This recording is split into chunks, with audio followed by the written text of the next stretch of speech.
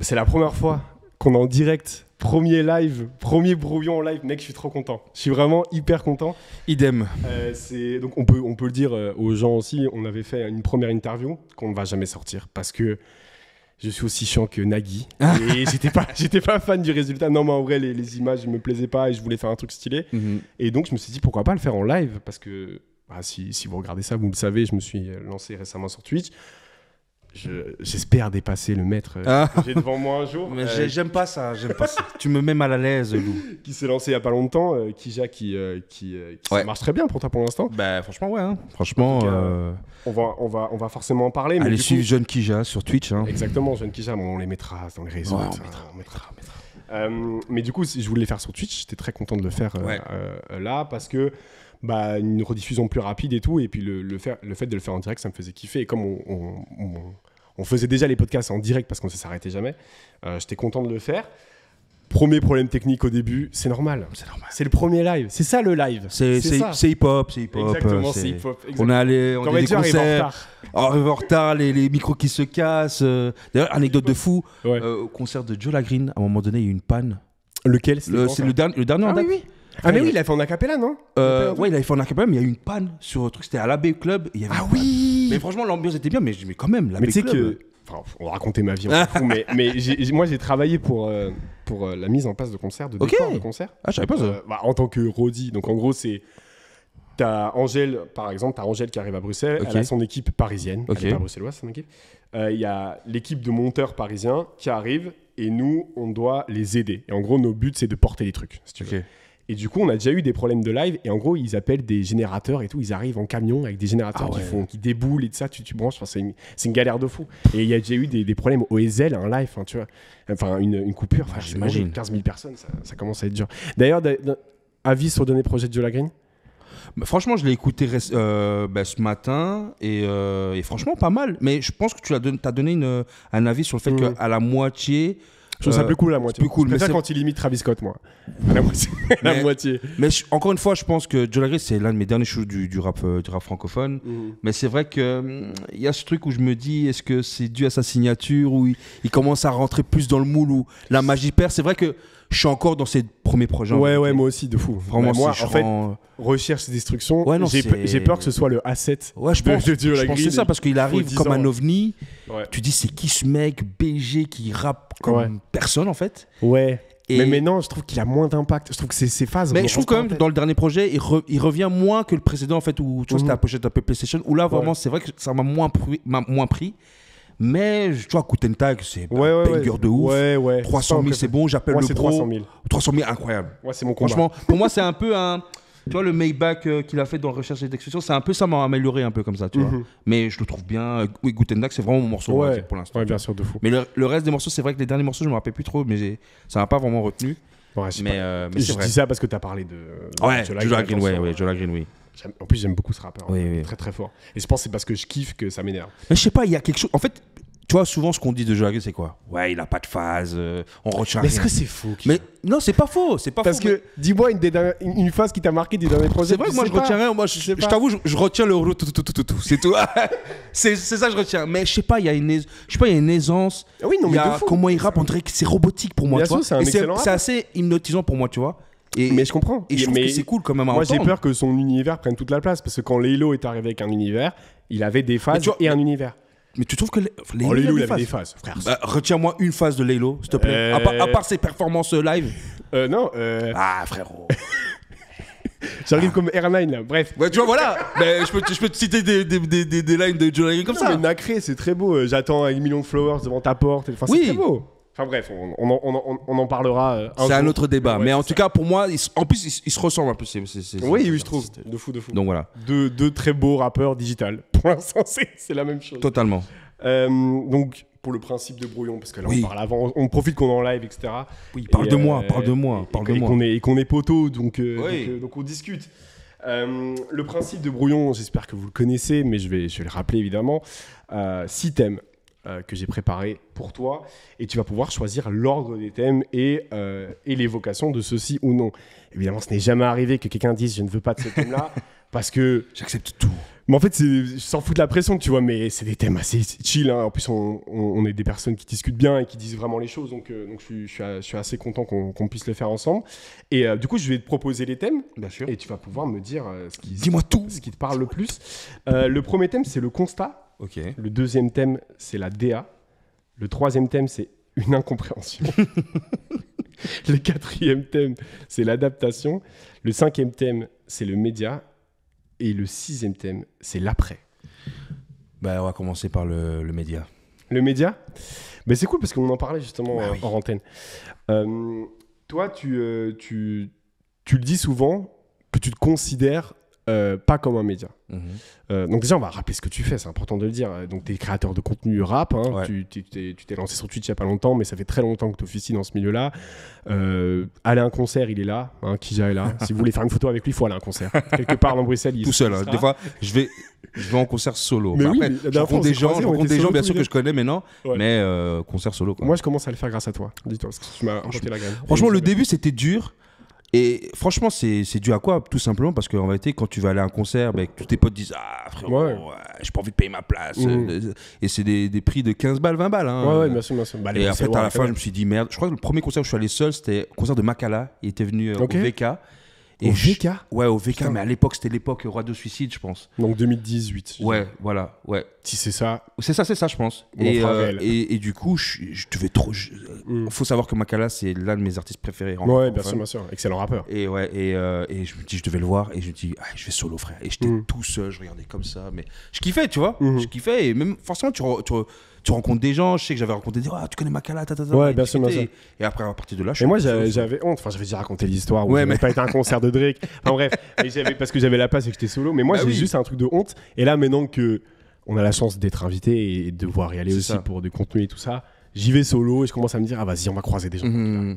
Mais du coup, pour revenir un peu, donc tu fais des interviews, tu viens lancer ta chaîne YouTube, tu as eu un live récemment avec Dimitri Boré. Ouais. Il y en a d'autres qui arrivent qui sont hyper intéressants. Mais tu viens de me dire que tu ne te considères pas comme un média. C'est quoi, pour toi, déjà la définition d'un média? Et aussi, c'est quoi le regard que tu as sur les médias belges rap? On va parler de rap pour l'instant. En fait, comme tu l'as dit, je me considère plus maintenant comme un créateur de contenu. On est un peu dans cette époque où j'ai l'impression que même en tant que chroniqueur rap ou quoi, ils ont plus une légitimité et plus de liberté, tu vois. Et je me distingue un peu des médias parce que forcément, comme tu as parlé, à la base, moi je suis un homme des médias à la base. Je suis rentré un peu dans ce milieu grâce à culture urbaine. Mais bien sûr, ça on peut le dire. C'est pas un tabou. Hein. Culture urbaine. C'est le début de tout. Hein. Faut dire la vérité. Et force encore à toute l'équipe. Donc culture urbaine, c'est là que je rentre vraiment dedans, où j'apprends un peu, un peu l'industrie, mes premières questions, les premiers contenus. Et là, ça a été une révélation, tu vois. Mais à un moment donné, j'ai ressenti la chose avant même que ça, on va dire que ça pète un peu et qu'on se sépare un peu avec l'ancien associé Jason. En fait, j'ai compris que, en regardant bien évidemment les States ou en France, j'ai remarqué vraiment ce côté créateur de contenu où tu es un peu libre en fait.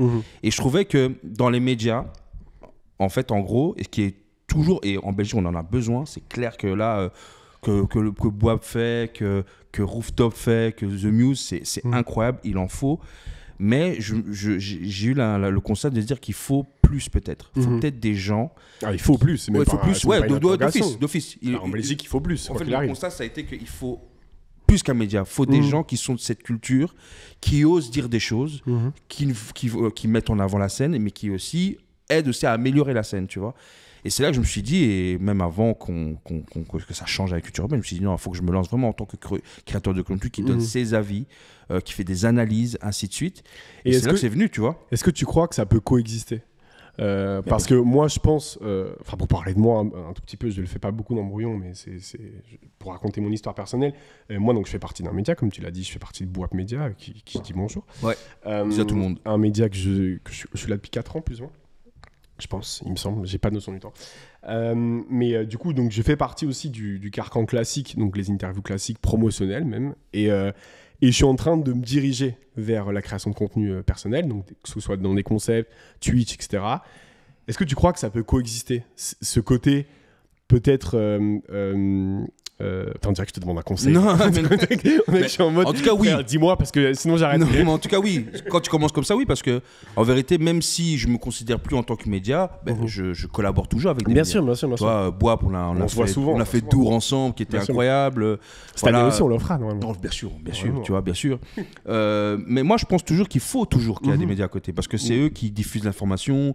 Voilà. Mais je pense que avoir des créateurs de contenu, des chroniqueurs qui donnent leur avis personnel, je pense que c'est toujours bien et ça légitime un peu plus l'avancement de la scène, en fait, tout simplement, tu vois. Moi, en fait, je voulais arriver dans un point où je me dis que si j'ai envie de faire un contenu, je le fais de mon envie et que j'ai envie de mettre en avant les choses que j'estime qu'ils ont besoin. Tu vois, par exemple, très sur écoute, quand je me dis que je vais aller là-bas, je me dis pas, bien évidemment, t-shirt et So Mounir et So toute l'équipe. Bien sûr. Concert incroyable au Botanique. Moi, c'est pas que parce qu'ils étaient en promo, non, parce que j'ai réellement kiffé le projet. Oui, bien sûr.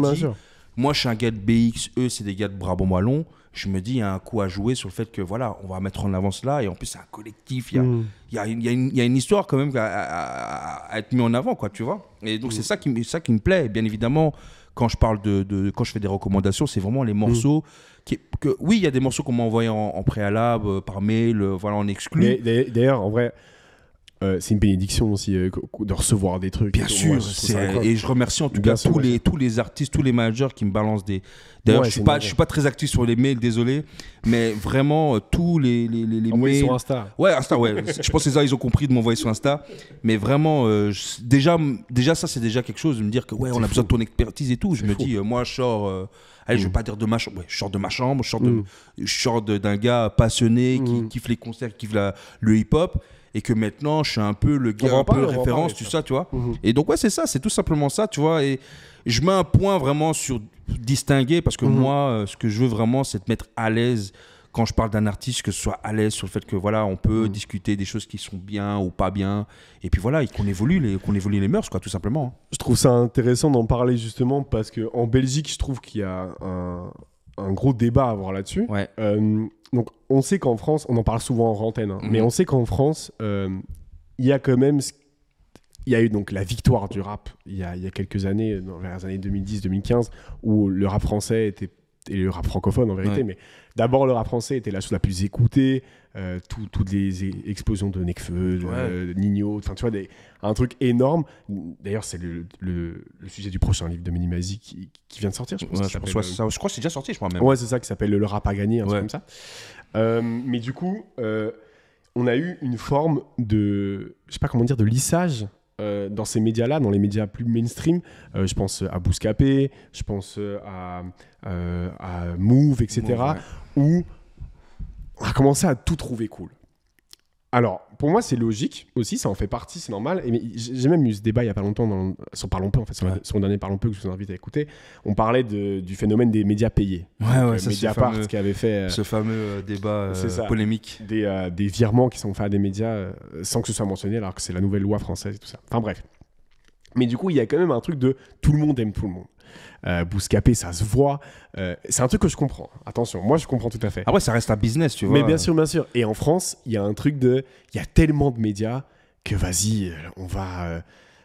Si toi tu veux avoir Nino, bah tu vas pas dire que son dernier album tu l'as pas aimé. Tu vas la voir, tu vas dire attends, l'album il est incroyable, Nino, viens, on peut en discuter. Il y a un truc qui est logique aussi, ça s'apparente au monde de la radio aussi. Moi, quand j'ai fait des études de radio, on m'a dit direct, frère, tu dois dire que c'est bien. Ton boulot, c'est dire que Black M, c'est magnifique et qu'on va le réécouter à 16h. Tu vois. C'est ça ton taf. Et du coup, en France, c'est en train un peu de bouger. Moi, je pense que Sikeo y est pour beaucoup. Je pense que Sikeo, ils ont déréglé tout. Bien sûr. Et je trouve ça génial, en vrai. Parce que même moi, on a déjà discuté, tu m'avais déjà dit ça, même des gens du métier m'ont déjà dit, c'est trop cool ce que tu fais, mais t'es lisse, frère. Et en vrai, je suis en train de changer par rapport à ça, tu vois. Je suis content. Sans devenir l'antagoniste pour être l'antagoniste. Je pense qu'il faut juste dire ce qu'on aime ou ce qu'on n'aime pas. Est-ce que tu crois que nous, on n'a pas le créneau à prendre ? Parce qu'en France, c'est fait. Il y a Sikeo qui arrive. Et je pense que les autres. Il y a les rap en mieux, des choses comme ça. Bien sûr. Mais eux, c'est pas des médias. Eux, c'est plus des créateurs. C'est vrai. Tu vois, quand je te parle d'un média, pour moi, Sikeo. Toi, tu restes vraiment sur les médias, ouais. Enfin, pour moi, c'est un média. Ouais, c'est un média, ouais. En vrai, il faut voir comment ils se décrivent. Mais pour moi, c'est ça. Et à mon avis, les autres paniquent un peu. Ils sont en mode. ah merde, ils reçoivent Booba et ils disent des vérités. Ah merde, ils reçoivent un artiste, ils disent qu'ils n'avaient pas aimé une partie de leur carrière. Vakra, la polémique sur l'appropriation culturelle. Moi, je trouve ça trop cool qu'on en parle, tu vois. Et je trouve ça génial. Et les artistes se sentent à l'aise quand même de le faire, surtout avec des gens aussi légitimes que Balou et Chris. Est-ce qu'en Belgique, on a un créneau à prendre là-dessus, à avoir une mentalité peut-être plus ricaine?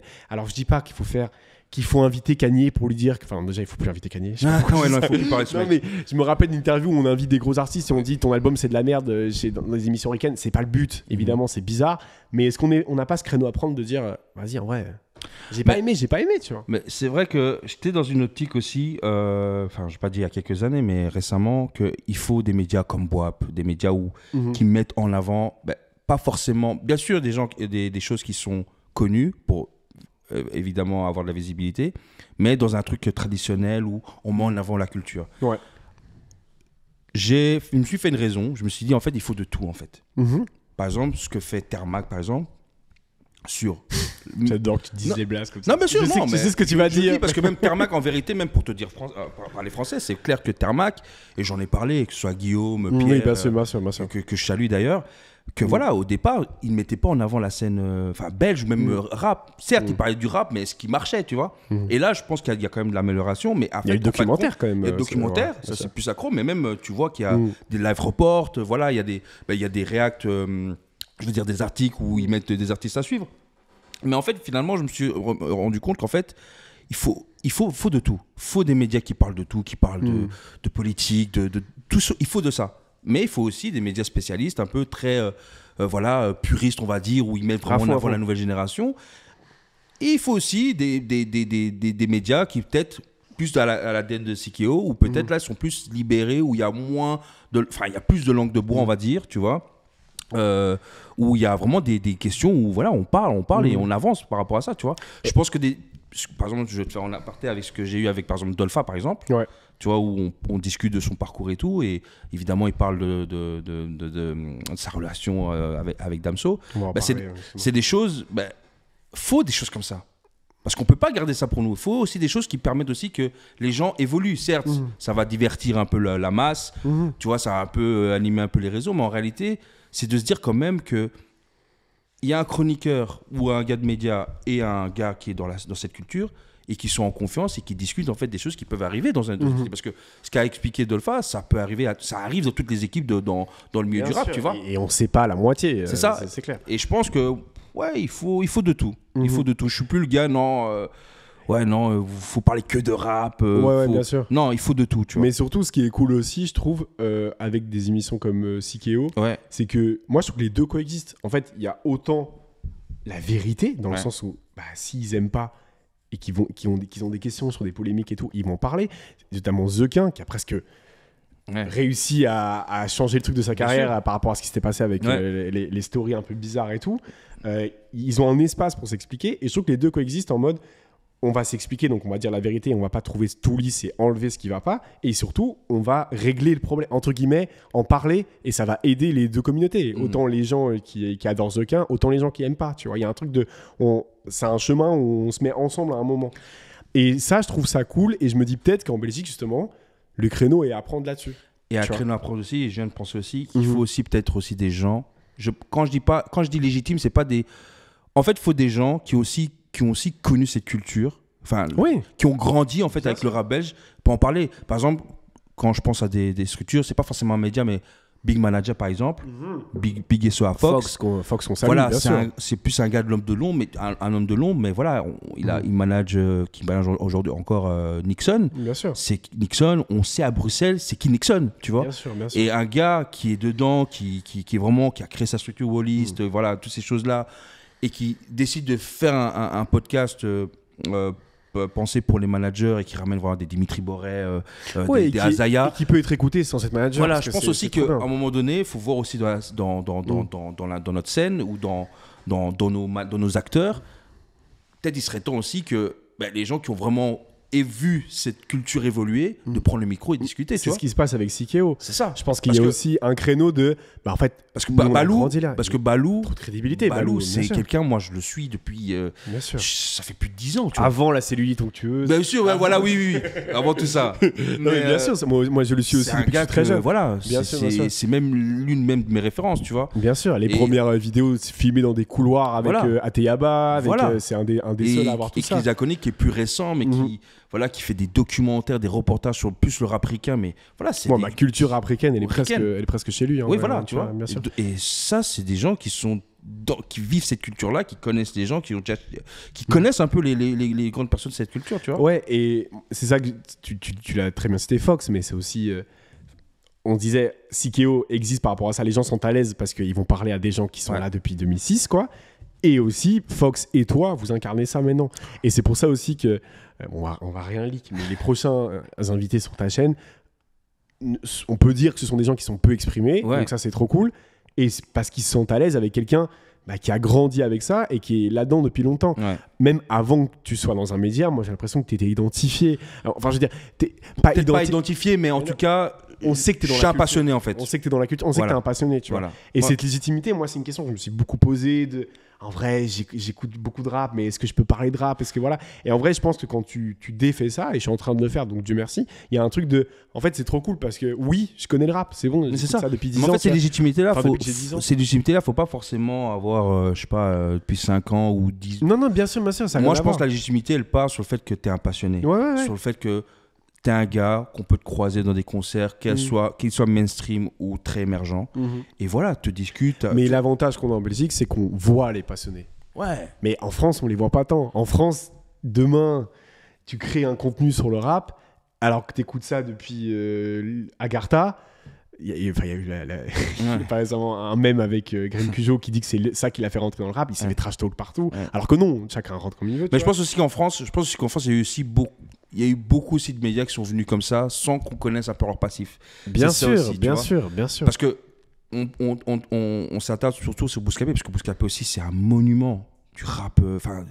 Bouscapé aussi, j'étais là dans les premières vidéos dégueulasses. Quand mes grands cousins venaient de France, ils tapaient Bouscapé. Je regarde, c'est quoi ça? Et je découvre des Despo, des Alpha 520. En fait, c'est même Tonton Marcel et tout ça. Oui, des Tonton Marcel, tu vois, des choses comme ça. Donc, c'est des monuments. C'est vrai qu'après, avec le succès du rap, forcément, des gens sont rentrés et il n'y a pas eu forcément cette légitimité-là, tu vois. Et ouais, c'est clair que ça a amené un désarroi et un énervement sur le public rap. Ouais. Et bien évidemment, des Sikeo qui viennent maintenant se mettre en avant. En fait, ça... Je ne vais pas dire ça met... ça dérègle... Allez, comment expliquer? Ça organise bien le truc.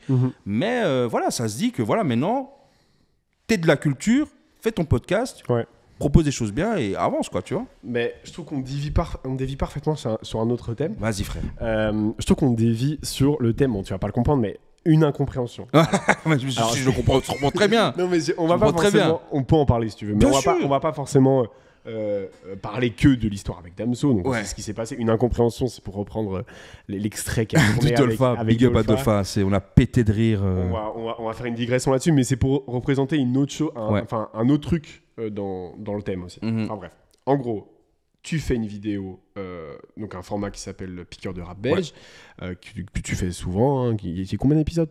3-4 du coup? Attends, donc Chrissy, John Creepy, Sonny Mariano, Romano, Dolpha, 5. Ouais, 5. Donc Dolpha, c'est le dernier. Ouais. Tu parles avec Dolpha, donc ancien beatmaker pour Damso, qui a bossé avec lui à l'époque de OPG, etc. Et même un petit peu après. C'est le cofondateur en fait. Oui, c'est ça, tout à fait, t'as raison de préciser. Et du coup, il parle de ça et il parle du fait que pour l'EP qui est sorti avant J'ai menti de Damso, qui s'appelait Vieux Son, il a travaillé sur les morceaux qui sont sortis dans Vieux Son, sauf qu'il n'y a pas eu de contact avec lui, etc. Et il explique que Damso n'est plus vraiment avec qui que ce soit de l'équipe. Et il dit justement, c'est une incompréhension, ce qui avait tourné, etc., repartagé par Booba et tout ça.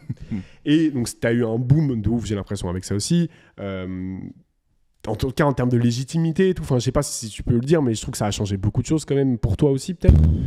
Moi, je trouve que ce qui a changé sur le fait qu'en fait, Dolpha, il s'est jamais exprimé là-dessus. Oui, c'est ça. Des années, en fait. Mais est-ce que pour toi, ça fait partie du déclin? Parce qu'il y a un déclin personnel avec Damso. Je trouve que les gens ont plus de mal avec lui. Pas forcément avec sa musique, mais plus de mal avec lui. Moi, pour moi, en tout cas, ça, je vais le dire tout le temps, Damso, c'est d'être ignorant, de dire que c'est pas l'un des meilleurs artistes belges et même francophones. Est-ce que c'est le meilleur belge en vrai? C'est moi, déjà, quand je découvre Damso, déjà, c'est à l'époque de OPG, parce que Dolpha, il faut dire la vérité, c'est quelqu'un que je connais depuis longtemps. C'est vraiment... Mais tu vois, on reparle du fait de la légitimité, il est à l'aise pour te le dire aussi. Ouais, mais forcément. Allez, j'ai envie de dire pas à l'aise, parce qu'en fait, le truc, c'est que moi, je suis un peu solo dans mon truc, tu vois, j'ai pas un média... Certes, le fait que j'ai pas un média derrière à jouer, peut-être, c'est vrai que là, ça a joué sur le fait qu'on est frérots. Ouais, voilà, ça. Et je suis arrivé aussi au bon moment aussi. Est-ce que si moi j'interviewe Kija, il m'avait dit ça? Je pense que jamais pour être très clair, là, je pense qu'il y aura une seule et unique vidéo sur ça, quoi. Mais c'est ça, et je pense qu'il y a eu des demandes. Si j'avais été à ta place, il me l'aurait pas dit. Ce que je veux dire, c'est qu'il y a une légitimité. C'est vrai, ouais, c'est vrai. C'est vrai, tu vois. Mais je disais, par rapport à Damso, moi, je le connais sur le fait que voilà, c'est quelqu'un. C'est un peu une arme secrète en fait, sur le fait que Dolpha il est mis en avant, OPG est mis en avant, et Damso il est un peu rentré sur le fait que lui, c'est le plus fort, mais il se dit pas que je vais faire carrière, tu vois. Et en fait, tout OPG pousse et tout, tu vois. Et quand tu regardes même les premiers clips, tu vois, moi, le premier truc, tu vois, quand tu découvres Public Partage Promo, tu vois, il y a toute l'équipe de OPG, il y a Mike, il y a tout le monde, quoi, tu vois, qui pousse le gars, parce qu'on se dit que c'est un peu l'anecdote, la comparaison, c'est comme un peu la section d'assaut, en fait. Tu vois, la section d'assaut, il y a tout le monde, il y a Barakadama, il y a Lefa, mais il y a Gims. Et c'est Gims qui va être le fer de lance. Ouais, tu vois, il chante, d'un coup, t'es là. Tu vois ce que je veux dire? C'est lui, c'est l'élu. Et c'est là que je le découvre. Et moi, dès le départ, je suis dedans, tu vois. Après, évidemment, c'est toujours de se dire que tu commences avec ton équipe et qu'après, ça se distingue. Après, voilà, c'est la vie, tu vois. Mais par rapport à Dolpha, c'est vrai que oui, il y a eu ces trucs où on était potos et il y a eu des discussions. Parce que la discussion part de quoi? C'est sur Vieux Son. Parce que moi, forcément, comme toute personne, quand Damso annonce Vieux Son, tu te poses la question, tu dis, est-ce qu'il y a une règle? Je me dis, déjà, Vieux Son, j'espère qu'il y a tel morceau, et peut-être qu'il y a un truc, il y a une annonce, il n'y a pas, parce que faut dire que Damso, le 30 mai 2025, c'est son dernier album. On va voir. T'y crois? On va voir, je sais pas. J'y crois zéro. Je sais pas. J'y crois zéro. À ce jour, j'attends plus rien de Damso, mais moi, j'attends. Il y a quand même un truc. On va écouter, mais franchement, j'entends rien. Mais le truc, c'est que. On fera une première écoute. Ouais. Mais le truc, c'est que moi, c'est à partir de là que je me dis, mais il a pas mis tel morceau. Et forcément, comme on est proche, mais non, mais ça, telle chose. Et puis moi, forcément, je suis un créateur de contenu, je fais des piqûres de rabel. Et moi, depuis longtemps, j'avais comme idée de mettre en avant et de rappeler le parcours d'OPG, parce que faut dire ce qui est, avant qu'il y ait l'émergence de Damso, tout ça, OPG à Bruxelles, c'est considéré comme la nouvelle génération. C'est-à-dire il y a les Gandhi, il y a vraiment toutes ces Scylla, ainsi de suite. Là, maintenant, les Damso, et en plus de ça, c'est pas uniquement des rappeurs, c'est des beatmakers qui sont fous, qui sont talentueux de dingue et qui veulent tout casser. Et qui ont une patte, etc. Voilà, et moi, ils m'ont marqué parce que en vérité, c'est mes gars. Et je sais qu'il y a mes potos qui rappaient avec eux. Mon ancien groupe, Junior West, qui était mon groupe de rap, en vérité. Parce que Kija rappait. À l'époque, j'étais des extraits. J'étais éclaté. Non, c'est dans des disques durs. Un jour, je les sortirai. Mais voilà. Et ça, c'est des gars que j'écoutais H24. En rap, c'était que j'écoutais. Et forcément, quand j'entends sur le fait qu'en fait, il n'y a rien eu, en fait, moi, je suis dans l'optique. Mais frère, on devait rappeler le parcours d'OPG. Viens, on en parle vite fait. Moi, je te pose des questions vite fait sur le truc, tu vois. Et là, la vidéo a été faite et voilà, tu vois. Mais moi, ce que je retiens vraiment, hormis le buzz que ça a eu, le reportage de Booba, pour moi, oui, c'est clair que... Je ne veux pas dire que les gens me regardent d'un autre œil et tout. C'est clair que oui. Les gens déjà kiffaient déjà mon travail sur le fait qu'ils voient que je suis un passionné et que je me démène à mettre en avant la scène. C'est clair que ça dans l'ego, ça... Il y a un petit boom. C'est un petit boom, mais ça fait du bien, tu vois. Mais moi, ce que je retiens vraiment, c'est vraiment une discussion entre un gars et deux Bruxellois, en fait, qui discutent des choses qui peuvent arriver dans toute équipe, en fait, tu vois. Et c'est tout simplement... Et je pense aussi pour Dolpha, ça a dû le faire aussi plaisir sur le fait que aussi, c'est un chapitre qui se tourne, en fait. Parce que pour rappeler aussi, Dolpha, parce que on va tous se rattacher sur Damso, mais Dolpha, aujourd'hui, il a un studio, Genius Lab, avec Leo Brown. Il est avec des artistes qui, pour moi, c'est l'avenir, des gars comme Cash Cream. Tu vois, le légendaire iPhone était. Tu vois, et en plus, t'as la page FC Cash Crime, donc frérot, et tu vois, il y a aussi également Chaps. Je pense aussi à des artistes comme Chaps. Donc je pense que il est encore là en fait. C'est-à-dire que malgré son passif, il est là avec les jeunes et il aide beaucoup. Je sais que c'est quelqu'un aussi qui donne beaucoup de conseils aux beatmakers et aux artistes, tu vois. Donc c'est ça que moi je voulais surtout mettre en avant et aussi le faire plaisir entre guillemets qui passe à autre chose. Certes, ça a mis ça, mais voilà, tu vois. C'est intéressant parce qu'on en parlait la dernière fois, mais moi je te posais la question de, en fait, est-ce que t'as pas peur qu'on te donne une image du négatif là-dessus, tu vois?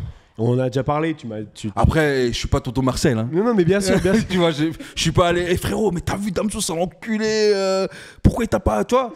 Moi, j'ai juste posé la question, tu vois. Non, mais pour te dire à quel point ça a changé, on est d'accord, tu vois, pour revenir au côté lisse.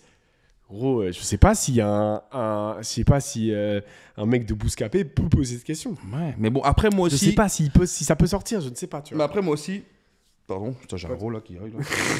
Désolé, c'est là en plus en live en plus, donc il y a pas de. C'est la grenadine. Ouais. C'est la grenadine. Mais en gros, moi aussi, j'aimerais aussi être ramené dans ce game-là. Ah, j'ai eu l'euro. Le réel, c'est celui qui va le mieux marcher. Voilà. C'est ça la tristesse. Donc en gros, moi aussi, j'aimerais pas aussi arriver aussi dans ce game. Comme tu dis, à un moment donné, on va être un peu lisse. Mais j'aimerais aussi dire aussi mon avis aussi. Mais c'est ça. Mais je trouve que justement c'est ça parce qu'on en parlait. Donc il y aura forcément des moments où il y aura, tu vois. Je vais pas dire, mais voilà. Oui, moi je trouve ça. Non, je vais pas dire. Non, je vais pas dire. On est en live, on peut plus rien couper. On peut plus rien couper. Non, mais même ça allait être hors sujet. Mais je veux dire sur le fait que moi, je sais que quand je vais arriver, il y aura peut-être des choses que les gens vont pas comprendre. Bien sûr, bien sûr. Mais moi, je vais juste créer du débat et des discussions en fait. Mais moi, je trouve ça important aussi de rappeler que le monde du rap et le monde de la musique globalement et le monde du média globalement, c'est un monde compliqué. Ouais. Et c'est un monde où il y a beaucoup effectivement, de couteaux dans le dos.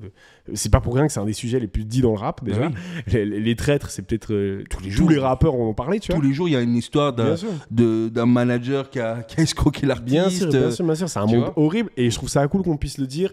Le rap, c'est pas l'émission rap-jeu, quoi. C'est aussi autre chose. C'est aussi compliqué. C'est ça. Et donc voilà, donc je trouvais ça intéressant. Pour revenir avec le nom du thème qui était une incompréhension, moi je voulais revenir avec toi sur l'aspect Twitch par exemple. Ouais. Donc tu as lancé Twitch, je suis en train de le faire aussi si vous voyez ça. Bah oui, et follow les gars, follow. Je sais pas vous êtes combien là, mais donnez de la support. Dans le Reddit, je crois qu'ils sont 600 000, c'est ça? Voilà, 600 000. Ah bah écoute, là c'est... C'est mieux Popcorn pour la première. Là tu mets une pression là. Putain. Je rigole. Mais on se lance aussi et je trouve ça super positif. Pourquoi tu crois qu'on a été aussi lent? Qu'est-ce qui se passe en Belgique pour que... Alors, on sait qu'il y a une réalité culturelle dans le sens où le pays est divisé. On sait que... Enfin, avec plusieurs langues aussi, donc on ne peut pas toucher tout le monde. On sait qu'il y a des problèmes de budget. Avec le nouveau gouvernement, ça va être pire. Nique le MR, on dit. Moi, je dis, je m'en bats les couilles, voilà. Je trouve ça... Pourquoi on a été aussi lent pour se lancer sur YouTube, pour se lancer... Pas forcément nous, parce que je pense qu'il y a un créneau à prendre aussi, mais on peut pas citer de Twitchers belges qui parlent de rap. Je peux en citer, il y a Roro, que je trouve hyper talentueux de ça, mais qui fait du réact sur totalement d'autres choses. Mais on peut pas citer de gens... Pourquoi on est lent comme ça? Pourquoi la Belgique a un sentiment d'infériorité? Un peu comme, j'ai envie de te dire, peut-être comme un peu les artistes belges, parce qu'avant l'explosion, de dire que tu vas faire du rap, frère... De 2008 à 2015, c'est dur. Frérot... Ouais, je vais sortir un CD, tout ça et tout. Et je me rappelle, que ce soit même, je vais même pas très loin, mes grands frères, quand je sais qu'ils rappaient, qu'ils faisaient des concerts, frère, quand ils disaient payer 5 €, on trimait les mentalité bruxelloise. Voilà, il y a ça aussi, et je pense peut-être aussi tu sais, moi aussi, déjà le projet média, quand je viens, faut le dire, même quand Jason vient avec Culture Urbaine, moi je dis, mais le média, ça va pas marcher, hein. Dans ma tête, je dis non. Oui, mais même. À aucun moment on se le dit que ça va marcher. Je dis non, dans le sens marcher dans le fait où pour moi ça sert à rien. Mais après, c'est quand tu as une vision, tu vois, que tu as quelque chose, tu vois. Et je pense peut-être aussi sur le fait que peut-être les gens ne se lancent pas sur Twitch, peut-être aussi c'est la peur de l'inconnu. Il y a aussi ce truc. Mais pourquoi en France, une personne sur deux fait des live Twitch? Je sais. Vraiment, c'est terrifiant. En France, c'est incroyable. Après, le pays est plus grand, on peut dire ce qu'on veut, mais pourquoi en Belgique ça n'existe pas? Heureusement que des gens comme toi, des gens comme Fox, des gens que. Bon, je vais pas me mettre dedans parce que c'est bizarre, mais des gens, des créateurs de contenu et créatrices auditrice autour du rap existent et c'est trop cool, tous les médias et tout ça. Mais il fallait avoir notre Mehdi Maizi. Malheureusement, on l'a pas eu. Mais c'est bien que tu poses. Ça aurait pu. C'est bien que tu me poses cette question. C'est bien que tu me poses cette question. C'est bien. Franchement, si on devait penser à un gars qui devait nous mettre en avant, c'est Martin Vachiri. Et franchement, big up à Martin Vachiri. Mais malheureusement... Je rigole parce que... Bon, on va tout dire, on a déjà fait un podcast qu'on n'a pas sorti, mais, et j'étais là en mode, ok, il a sorti, je lui ai dit qu'après il va le garder, il le dit en live. C'est pas des clashs, mais je trouve que, tu vois, comme tu parles sur le fait que, je pense que si on compare à la France, moi, tous les podcasts de rap, je les écoute en France. Et quand l'ABCR du son commence et qu'on identifie Mehdi Maizi, les Raphaël Dacruz, en fait, déjà la génération, on est là, on pète des câbles. Il y a No Fun. Il y a No Fun, toutes ces choses-là. Donc, déjà, ça émerge des choses sur le fait que. Et en France, je sais pas comment ils sont, les auditeurs enfin, les auditeurs de rap, mais. Il y a directement ce truc, oh ouais, j'ai envie de créer mon podcast, j'ai envie de faire des émissions, tout ça et tout. Et je pense que ça s'est développé par rapport à ça. Et forcément, Mehdi Maizi, c'était au début. Et il y a eu un autre Mehdi Maizi sur le fait qu'il est passé sur Au Calme. Après, il a eu. Enfin, on connaît Mehdi Maizi. Et je pense que ça a encore développé des choses. Et bien évidemment, ici, on n'a pas eu de référence. Moi, je sais que Martin Vachiri, même si c'était un peu avec l'éclosion de Therma qui est arrivé en 2016, enfin voilà, avec toute la. Il a fait un reportage il y a très longtemps aussi sur le rap belge. Oui, déjà ça aussi. Non, peut-être. Non, peut-être. Ouais, déjà, sur le fait que lui aussi, il avait aussi un média qui s'appelait Martin Média. C'est quelqu'un de très ancré dans l'industrie rap belge, tu vois. C'est quelqu'un qui était respecté. Et quand il y a eu l'éclosion du rap, du coup 2015, avec des Mehdi Maizi, il a su pas s'y faufiler, mais qui a été là. Parce que ils sont très proches maintenant. Ils sont très proches, tu vois. Et qu'après, à un moment donné, il y a eu un stop. C'est clair qu'à un moment donné, voilà, il a un peu abandonné cette casquette. Mais tout le respect à Martin Vachiri, hein. Moi, tu viens à mon Twitch, on en parle. On en parle, mais je trouve que, ouais. Et surtout, c'est vrai aussi, parce que pourquoi je dis ça aussi, c'est surtout sur cette dernière aussi apparition, notamment sur ton brouillon, quand tu poses des questions sur la scène belge, qu'en est-il et tout, et qui dit que c'est un peu diminué, il n'y a plus la hype. Et je me dis, mais je dis pas que c'est tout est lié à des créateurs de contenu, mais je me dis, regarde des Mehdi Maizi ou même des rappeurs mieux qui continuent à parler des artistes qui sont pas forcément connus, tu vois, et qui parlent. Mais forcément, ça crée de l'engouement. Ouais. Bien sûr que si on aurait eu d'autres Martin Vachiri ou autres, peut-être qu'il y aurait une éclosion, peut-être, je sais pas. Peut-être là, on est en train de le faire, peut-être avec la nouvelle génération, tu vois. Bien sûr. Mais je trouve que c'est ça peut-être qui a manqué, qui a pas eu de gros live Twitch. C'est vrai, mais moi je me posais la question sur Twitch, tu vois, c'est quand même fou que... Bon, attention, le matos a un prix. Oui, je dis pas, c'est du pognon. Hein. Mais bien sûr, on ne dit pas le contraire. Il existe des studios que je cite, par exemple Kadar Studio, chez qui je fais mes lives maintenant, qui propose de louer le matos pour des tarifs réduits. Toi, tu as aussi un arrangement avec un studio. C'est possible de le faire. Attention, ça a un prix et tout ça, je ne vais pas dire le contraire, mais genre... Je m'attendais vraiment à ce qu'il y ait une explosion en Belgique de Twitch, moi. Ouais. Quand ça arrivait. Parce que Twitch, alors ça existe depuis 15 ans, je pense. Et moi, je suis. Enfin, non, plus. Je sais pas combien. Tu sais, Vato? Tu sais combien de temps que ça existe, Twitch? Je sais pas, ça fait très longtemps. Mais du coup, il y a eu tout le gaming et tout ça là-dedans. Ouais. Puis après, il y a eu tout le rap et tout. Et moi, je me suis dit, ah, ça y est, on va faire des live Twitch en Belgique. Il y aura que ça. Zéro. Ouais. Zéro qui parle de rap, à part le tien, mais non, et le mien. Mais sinon, il n'y en a pas. Il y en a sûrement qu'on oublie, on s'en excuse. Mais il y en a très peu. On en connaît 2-3, tu vois, mais il y en a très très peu. Et je me dis, pourquoi? Gros big up à Ellie quand même aussi du Burmace. Bien sûr. De sous-sol. D'ailleurs, quand je lance mon Twitch, moi dans ma tête, je suis le seul. Ouais. Et puis que j'entends tout ça et tout. Et c'est là qu'on se connecte directement. Et tout, et c'est un pic poteau. Il y a des gens très doués, et bien sûr qu'il y a des gens, je dis pas le contraire, mais pourquoi c'est pas autant identifié? Moi j'ai l'impression qu'il y a on en parle depuis tout à l'heure, mais qu'il y a ce créneau à prendre, et let's go quoi. Non mais je pense que c'est là, même moi aussi, là je me suis dit, voilà, il y a un moment, je suis en mission, et s'il faut que je prenne la casquette du chroniqueur expert en rap belge, on va le prendre, tu vois, on est obligé, parce que moi je suis tellement... admiratif de nos artistes et que je me dis mais on va juste relayer, juste dire que le morceau, que l'album est sorti tel jour et on va pas parler plus que ça, tu vois. Mais j'ai l'impression ça qui est dommage. J'ai l'impression qu'il y a aussi une et ça se passe en France et je pense que c'est à nous de le faire aussi. Je suis trop content que l'underground prend une place énorme maintenant. Ouais. avant, Mehdi Maizi en parle trop de fois, je vais peut-être pas redire ce qu'il a dit, mais c'est intéressant ce qu'il soulève comme point. Il a dit il n'y a plus de stars de rap français. Il en existe 3 maintenant. Il existe Werenoi, Gazo et SDM. Pour moi, c'est les 3 c'est les derniers superstars, c'est vrai. Je suis d'accord. Mais il n'y a plus ce truc de... Enfin, il y a 10 ans, en 2015, si on peut se rappeler des projets qui sont sortis, c'est peut-être les projets les plus importants. Mais on était SCH-A7, Joule, PNL, Nekfeu... si tu rajoutes même un Booba en pleine forme. 2 albums. DUC et Nero Nemesis, qui sont quasiment mes albums préférés de la période Autotune, tu vois. C'est une dinguerie, frère. C'est quand même incroyable que y avait autant de stars, tu vois. Et l'underground, on s'en battait les couilles, tu vois. On s'en foutait. Maintenant, il n'y a plus de stars. C'est que des niches qui montent. Je pense, tu vois, à Jeune Crack, par exemple, un rappeur comme lui, c'est une star dans l'underground, tu vois. Et je trouve qu'en France, on commence à en parler avec des créateurs comme Le Rap en Mieux et tout ça. Et je trouve ça trop cool que nous, on est ce créneau-là de OK, on va parler que l'underground parce que nous, on ne fait que côtoyer l'underground. Tu le sais, tu étais dans Culture Urbaine, je fais partie de Boap Media. Toutes les semaines, je découvre un nouveau rappeur ou une nouvelle rappeuse. C'est génial. Mais du coup, embrassons ça, quoi.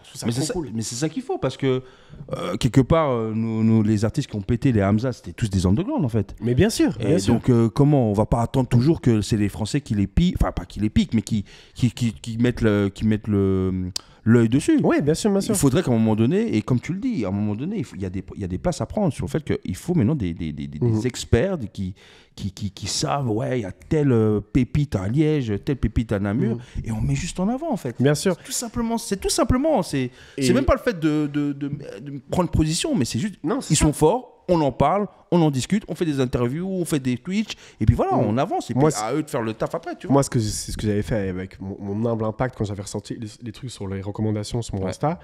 Rien que le fait que quelqu'un te DM et te dit j'ai découvert grâce à toi et j'adore, c'est la plus grosse gratification. C'est un truc de fou. Tellement cool. C'est un truc de fou. Moi, quand dans mon dernier Twitch avec Dimitri Boré, quand je le fais découvrir Manzo et qui me dit mais putain, mais moi jamais je vais découvrir un artiste comme ça. Tu vois, c'est là que tu dis quand même que. C'est à nous de le faire, Kija. C'est à un moment donné, il faut qu'on y aille, il faut qu'on mette en avant, tu vois. Moi, je le dis toujours. Moi, mon plus gros rêve, c'est par exemple si on m'invite en France quelque part et qu'il y a un manager, un boss de label qui vient, qui me dit bon Kija, c'est qui tes pépites là, tu vois, et que je peux t'en citer 5-6, tu vois. C'est ouf. Au lieu de dire les autres artistes, je dis voilà, il y a tel artiste là-bas, ils seront l'équipe, c'est le manager, c'est telle personne. C'est ça mon rêve, tu vois. Ouais. Non, c'est clair, c'est qu'on puisse dire. Après voilà, à eux, après les artistes, à eux de faire le taf, tu vois. Mais en tout cas, j'aimerais en tout cas quelque part être là et qu'on arrive, qu'on me dise telle chose. Et d'ailleurs, je pense que dans tes débrouillons, il y a l'étiquette DA qui est la nouvelle étiquette, on va dire. Et c'est là qu'on tend vers ça, quoi, tu vois. Tout ça pour dire qu'en gros, la conclusion, c'est que Cash Cream mérite le million de vues. Ah oui. Mais Cash Cream, il mérite de faire l'Olympia, il mérite de faire un boule noire, il mérite de faire tout en fait, tu vois. C'est la conclusion de ce brouillon. Cash Cream, non, je rigole. Non, on va parler de la DA justement, qui fait partie des thèmes. Déjà, je voulais avoir ton avis sur le terme DA parce que on n'en peut plus. On n'en peut plus. Mais tu sais que je me sentais un peu niqué parce que en fait, moi, en fait, pour tout dire sur cette nouvelle étiquette, en gros. C'est pas moi qui me suis levé un matin et dit je vais devenir DA. En fait, c'est à travers des discussions, notamment avec l'un de mes sensei que je regarde, Rifa. Donc un gars que c'est mon sensei. On va dire c'est quelqu'un que quand j'ai des conseils, il m'a beaucoup aidé en 2024 faut dire la vérité. Faut dire la vérité. Si j'ai eu ses retours, ses résultats, c'est notamment grâce à lui. Vraiment. Vraiment. Donc, César, ce qui est à César. Donc vraiment big up vraiment à lui et c'est vraiment autour des discussions en fait parce que moi j'étais dans mon optique petit chroniqueur, on crée des émissions et tout et notamment il avait un studio où je voulais le louer tout simplement et en fait à travers la discussion il m'a touché ce mot de directeur artistique sur le fait que mais en fait ce que tu fais en fait de mettre en avant des artistes de faire connaître des artistes mais en fait t'as la légitimité de faire ça. En fait c'est potentiellement une casquette de DA en fait, tu vois. Et en fait, ça m'a un peu pas surpris. Je me suis dit mais en fait c'est vrai que c'est pas mal, tu vois. Et donc du coup, sur les contenus que je fais, je mettais plus en accès sur tu vois, les analyses musicales, notamment sur celles que j'ai fait par exemple sur Fresh, tu vois. Ouais, bien sûr. Sur son influence un peu sur 50 Cent, toutes ces choses-là, tu vois. Et je vois que, en fait, avec mon analyse, les gens, il est très pointu, tu vois, tout ça et tout, tu vois. Parce que c'est des choses, en fait, que moi, dans ma tête, c'était comme un chroniqueur qui analysait tout simplement, tu vois. Bien sûr. C'est comme un mec qui parle de foot. Voilà, tu vois. Regarder tout ça toute ta vie, tu dis. Et au fil du temps, ça m'a vraiment tilté sur le fait que potentiellement, on pourrait essayer de voir, en fait. Et aussi, ça peut me permettre aussi de voir aussi les rouages aussi, et l'envers du décor d'un artiste belge ou autre, tu vois. Et c'est là qu'entre-temps, je parlais beaucoup avec Goutti, que je connais très bien, et qui a un label qui s'appelle Big Machine, et que je connais très bien. Big up à toute l'équipe, Thomas, Dylan, à vraiment toute l'équipe. Et à force de discuter, notamment beaucoup pour sa carrière, tu vois, pour tel morceau, tout ça et tout, et puis je me suis dit, mais pourquoi pas me lancer en tant que stagiaire. J'aime bien dire que je suis un DA stagiaire. Ouais, je te jure, mais casse les couilles quand je dis ça. Ouais, je suis un stagiaire. C'est eux qui te vannent avec ça? Ouais, j'ai mon rapport de stage. Je dis, vous m'envoyez, vous me dites mes notes et tout, tu vois. Et donc, du coup, au fil des discussions, on va dire que Goutti m'a fait confiance. Il dit, ouais, viens, on rentre. Voilà, tu t'apprends un peu les... Certes, je suis plus DA, mais j'apprends de tout, tu vois. Et en plus, je peux ramener aussi plus l'expertise aussi sur le fait que je suis un média, ainsi de suite, tu vois.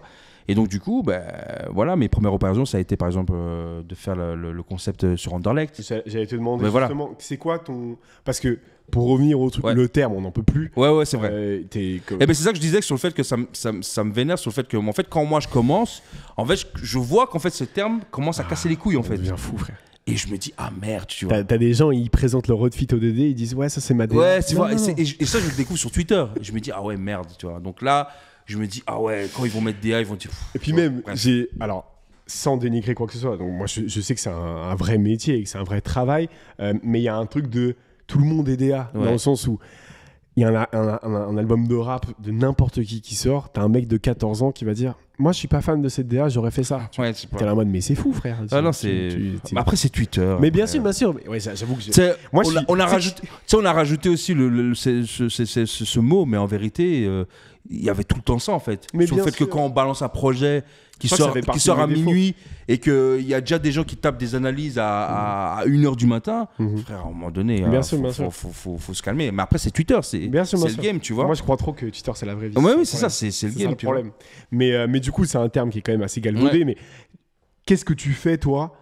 C'est quoi quand tu rentres dans le studio de Goutti, par exemple, et que tu écoutes Mauvais Bouillon pour la première fois? Qu'est-ce qui se passe? Enfin, tu vois, en fait, en gros, il y a eu le travail sur Anderlecht avant, tu peux parler de ça d'abord. C'est ça, ouais. Donc, on va dire Anderlecht, ça a été une idée un peu collective. C'était quoi, du coup, Anderlecht, si tu pouvais rappeler? En fait, Anderlecht, tout simplement, moi, ce que j'avais comme idée, c'était que comme son dernier projet qui était sorti, je crois, donc en avril 2024, avant le Glow, et je trouvais qu'il y avait une longue pause. Je me disais, tu peux pas revenir avec un simple morceau, surtout sur le fait qu'il y avait une annonce du Bota, ainsi de suite.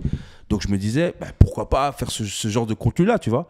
Et forcément, c'est quoi le contenu? T'es arrivé dans le stade d'Anderlecht, qu'est-ce qui s'est passé? Non, en fait le truc ça a été au préalable, tu vois. Ça a été pensé sur le fait qu'on fait une sorte de DMV show, tu vois, comme ils le font, et on reprend ton catalogue en fait, et on le remet un peu, et on jauge un peu les gens qui kiffent, tu vois, en plus avec les invités aussi, tu vois. Il y avait qui? Il y avait Frénétique, Gecko. Frénétique, Gotimaras, Bakary, et j'oublie personne. Attends. Gecko, non? Gecko. Normalement, tu devais avoir John Creepy, mais il y a eu des problèmes de date et tout. Et c'est en fait l'initiative de ce concept, c'est vraiment de se dire, en fait, faut que tu reviennes pas en patron, mais de dire voilà, pour moi en tout cas, je pense, c'est un peu l'élite du rap belge, tu vois, sur le fait des nouveaux gars, tu vois. Un monstre sur scène aussi. Aux côtés de Frénétique, Gecko, ainsi de suite, Gotimaras, ainsi de suite, tu vois. Et donc, du coup, comme avec Anderlecht, il avait déjà ses connexions, notamment pour le clip Diego Armando, où il a fait le clip là-bas. En fait, le concept, ça a été fait très rapidement, produit par Minimalist. Et ça a été. Minimalist, il est partout. Ouais, c'était Minimalist, j'espère que ça a été l'une de mes premières opérations. Ok. Mais comment t'arrives avec Steve? Enfin, t'arrives, tu proposes cette idée, tu dis voilà. Mais je vais au culot. En plus, je me rappelle très bien, j'étais venu avec mon PowerPoint. J'ai jamais été autant stressé que j'ai été stressé au boulot, mais pas autant. Tu vois, je suis arrivé avec mes PowerPoint, j'ai balancé. D'ailleurs, ils ont été, c'était vraiment cool. Ah, c'est trop bien. Et voilà, en fait, toutes les idées que j'avais, je les ai mis sur papier et je les ai proposées, tu vois. Okay. Et l'une des idées a été prise et ça a été ce que ça a été, quoi, prendre dans les, tu vois. Est-ce que t'es un supporter, toi? Digression. Et le foot, frère. Ah ouais? Putain, je savais pas. Frère, le foot, laissez-moi tranquille. C'était un des thèmes. À la base, je suis un blues. À la base, je suis un blues et tout. Chelsea, toi. Ouais, je suis Chelsea, ouais. Ouais, l'époque, la grande époque, tu vois. Mais là, je suis un footix. Hein. Je suis même footix. Tu peux pas suivre les deux. Je suis nulix. Mais non, mais. Donc le foot, non, mais Anderlecht, forcément. Bien sûr, j'ai mes cousins, j'ai mon cousin qui jouait là-bas à NRP. Enfin, on a tous des proches qui jouaient à NRP à un moment donné. Bien sûr. Mais voilà, mais dans mon rôle, en tout cas, de DA avec Guti, je l'apprends pas à rapper. Hein. C'est vraiment. Non, bien sûr. Vraiment. Et surtout, moi aussi, avant peut-être d'accepter ce rôle, je me suis un peu renseigné sur ce rôle de DA, tu vois, notamment sur un article, un très bon article sur Groover. Fait par Pauline en fait. Duarte, voilà. Ouais, Duarte. Ouais. Non, l'autre. Qui gère Big Flo, Nekfeu et tout. Ah oui, moi c'est Propoline. En fait, moi je vois le nom de famille, mais je peux pas le dire. Et en tout cas, elle a fait un podcast avec Ismaël Lemay. Oui, bien sûr. Et il parlait de cette casquette de DA. Et en fait, dans cet article sur Groover, il mettait vraiment les caractéristiques d'un DA. Et en fait, je me remarque en fait que tu remplissais toutes ces tâches-là, tu vois. Et donc, du coup, dans ces caractéristiques, il y a une plus-value d'amener une plus-value dans l'univers artistique de Guti. Donc, moi, tout simplement, quand je suis au studio, c'est un peu un 50-50, tu vois, ou même un 45% s'il y a d'autres artistes, tu vois. T'amènes une idée et puis on avance, tu vois. Qu'est-ce qui s'est passé sur ce fameux son Mauvais Bouillon que je trouve incroyable. Donc, en fait, Mauvais Bouillon... En fait, tout simplement, je ne vais pas dire que c'est l'une de mes idées propres, mais en fait, il y a l'effervescence du bouillon. En fait, il faut savoir aussi que moi, je kiffe beaucoup du rap, mais je kiffe beaucoup tout ce qui est afro-caribéen. Okay. Mais vraiment, du style dancehall. Vraiment. Et je trouve que même à BX, on a vraiment cette culture-là, en fait. Parce que même quand je découvre le rap, je découvre aussi la dancehall, en fait. Et donc, j'ai toujours aimé la dancehall, le chata, bouillon. Je le mets pas forcément en avant, mais quand je découvre, je kiffe, tu vois. Et forcément, il y a l'effervescence du bouillon, même avant Théodora, en vérité, tu vois. Oui, bien sûr. Mais je sais pas te dire les noms, mais quand je tombe dessus, je kiffe, tu vois. Moi, par des potes, j'écoutais déjà du bouillon. Et en fait, je sais pas, j'entendais des versions un peu rap, et je me disais, mais ça, Guti, ça doit taper, en fait. Ouais. Ah, parce qu'il y avait déjà des prods avec. Il y avait ces textes-là sur des autres. Non. En fait, je crois que Guti n'a jamais. Non. Ok, t'entendais des oui, sons c'est ça. rap En fait, on va dire dans ma nouvelle casquette. Oui, bien sûr. Forcément, quand j'entendais ça, je me disais, mais putain, ça irait trop bien à Guti, en fait. Ouais, bien sûr. Et donc, du coup, on a fait une session avec Louis Fine. Et je propose ça en fait. Je dis lance sur du bouillon, tu vois. Ah, c'est Louis. Ah, j'avais oublié. Louis Fine, c'est Louis Fine à la prod. Ah ouais, Louis Fine à la prod. Qui est vraiment, je vais pas dire axé sur ça, mais qui a fait un excellent projet avec Kunta. Oui, bien sûr. Tu vois, projet afro. Oui, c'est Stamina. Muse, voilà. Non, c'est Stamina, non? Oui, c'est Stamina, mais le projet c'est Muse. Oui, voilà, c'est ça. Qui est vraiment centré sur l'afro. Incroyable. Incroyable. Les releases où on était. Ah oui, incroyable. Et du coup, je dis à Louis Fine, va sur cette ambiance-là, et là, la magie, elle opère. Guti. Et ce qu'il faut savoir avec Guti, c'est que c'est une crème en studio. C'est-à-dire que c'est tout ce que tu veux voir d'un artiste en studio, tu l'as avec Guti. Sur le fait que dès qu'il est inspiré, en fait, c'est tout droit, en fait. En fait, la session, c'est 2 heures, mais tu peux te dire de 2 heures, on peut faire 2 morceaux, 3 morceaux. C'est efficace. C'est efficace, en fait. Et c'est vraiment du pur bonheur, en fait. Et travailler avec des artistes comme ça, c'est juste l'aiguiller, en fait. Et après, il fait le reste du travail, en fait. C'est tout simplement ça. Est-ce qu'il va demander à toi des conseils? Parce que tu dis que t'es pas vraiment dans l'aspect. Donc, évidemment que tu l'apprends pas à rapper. Guti, c'est un excellent rappeur. Depuis très longtemps, il l'a prouvé. Mais est-ce que tu l'aiguilles? Est-ce qu'il peut te dire, est-ce que tu penses quoi de cette phase? Oui, bien sûr. Ça peut marcher comme ça. Je pense aussi, c'est avec aussi le compo qui est là. Souvent, on enregistre beaucoup chez Simon. D'ailleurs, qui est près d'ici, là. Faut pas trop dire. C'est vrai. Ça va me frapper. Qui est près d'ici. D'ailleurs, invitez-moi au studio. Bah oui. C'est bon, frère. Je les croise au Deleuze. Faut qu'ils m'invitent. Et du coup, c'est un peu avec tout le monde, quoi. Je sais que Simon, il est impliqué. Il est pas là que pour faire la prod. Il est vraiment impliqué sur les paroles et tout. Moi, c'est vraiment quand ça tombe, je dis, ah ouais, peut-être comme ça, mais c'est très timide. Moi, c'est vraiment sur l'influence. Ah, je vois ça, tu vois. Et puis voilà, après, c'est sur. Après, je sais pas te dire clairement, mais en tout cas, en studio, c'est comment je vois, quand j'entends le truc, je me dis, il y a ça, tu vois. Et après, ça se discute. J'aime pas trop ça, et puis on avance. Et puis là, à la fin, on est tous contents, tu vois. C'est vraiment ça, tu vois. Mais après, voilà, je sais qu'il a eu, il y a eu récemment le concert au Bota, Sold Out qu'il a fait. Là, j'ai été plus. Oui, c'était incroyable. Je sais. Et là, c'était plus dans là, c'était l'autre stress que j'ai eu, l'autre casquette, c'était plus sur le déroulement du concert, sur le respect de la setlist. Parce que tu parles de ça aussi, de la setlist. En fait, c'est ça. C'est ça, même par rapport à la setlist. Là, j'étais pas seul, j'étais avec Bonnet Sumo, qui est un autre artiste de la scène qui a vraiment beaucoup aidé. Et sur lui, du coup, il y avait le DJ qui était là, DJ Wayo. Donc, ça a vraiment été un travail d'équipe, en fait, tu vois. Mais durant le concert, j'étais là pour respecter la setlist, tu vois, les passages, les artistes. Vraiment, c'était très, très, très stressant, mais une bonne expérience. Tu fais déjà beaucoup de métiers, donc tu es sur Twitch, tu es créateur de contenu, etc. Est-ce que tu penses déjà au fait que tu as déjà été contacté par d'autres artistes? Est-ce que tu es en mode le boulot que je fais avec Goutti, avec qui j'imagine il y a une alchimie de fou, je pourrais l'avoir avec un autre artiste en parallèle? En fait, avant même que je travaille avec Goutti, en fait, je réalise en fait que je faisais déjà ça, en fait. Donc beaucoup d'artistes. Tu faisais déjà du consulting entre guillemets. C'est ça en fait. Il y avait beaucoup d'artistes qui m'envoyaient ou qui m'invitaient en studio. Et on écoutait, et quelque part, c'était déjà, et ça c'est beaucoup avec Rifa qui disait, mais en fait, ce que tu fais, c'est ça en fait. C'est donner ton avis, et voilà, des telle chose, tu vois. Et c'est ça en fait qui m'a donné le plus à l'oreille, qui me dit, en vérité, on peut tendre sur ça, tu vois. Après, je sais pas si ce sera l'une de mes casquettes phares. Là, je suis ce que tu as la passion, tu vois, mais. C'est trop cool de toucher à tout et de tester des trucs. Et en plus, c'est un gars avec qui tu t'entends bien, j'imagine. Du coup, c'est trop beau de monter ensemble aussi. Il y a le côté familial, comme tu disais. C'est ça. Et surtout aussi sur le fait aussi que, comme je parle beaucoup aussi de jeunes artistes, je me dis aussi c'est bien aussi d'avoir aussi l'envers du décor. À fond. Parce que c'est vrai aussi que quand tu peux parler de mais il n'y a pas beaucoup de morceaux.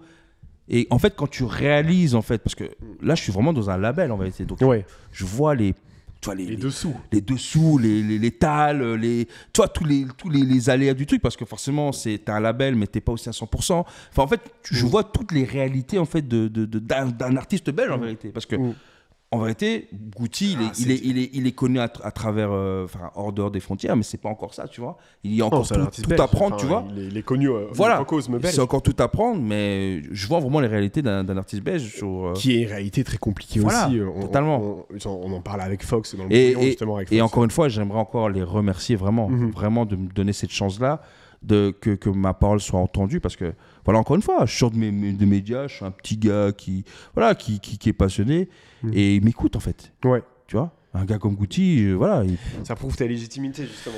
Mais forcément. Mais pour revenir au thème, parce qu'il il en reste encore 2. Ouais, ok. On avance bien, D'ailleurs, on est à combien de l'heure là? On a quasi fait 1 heure là. Ah, mais ça va. Ça va? Ça va. Parce qu'il faut savoir que Kija a une vie de famille aussi, donc il faut voilà. Et demain surtout, c'est demain le boulot aussi surtout. Oui, c'est vrai, putain, mais 40 métiers, frère. Tu vas savoir. Mais ça, c'est le budget alimentaire, hein, ça paye les factures. Hein. Pour l'instant, le rap ne paye pas. D'ailleurs, Goutti, j'espère que tu vas me sortir du ghetto. Sors-moi du ghetto, frère. Sors-moi de la dèche. Ça, c'est en réel, ça. Ça, c'est en réel. Sors-moi du ghetto, Goutti. Big Machine, s'il vous plaît. Non, je rigole. Mais voilà. Quand tu parlais de documentation, parce qu'on va revenir au thème après, mais quand tu parlais de documentation aussi, moi, je me dis, putain, c'est fou. Pour l'instant, je vois quand même des petits reportages sortir sur des créations d'albums, que ce soit des vidéos YouTube et tout. Je trouve ça magnifique. En fait, il y a eu Oxmo qui l'a fait pour Lafia récemment. Il a sorti une grosse vidéo YouTube où il parlait, où on voit l'ambiance en studio et tout. Je fais un appel.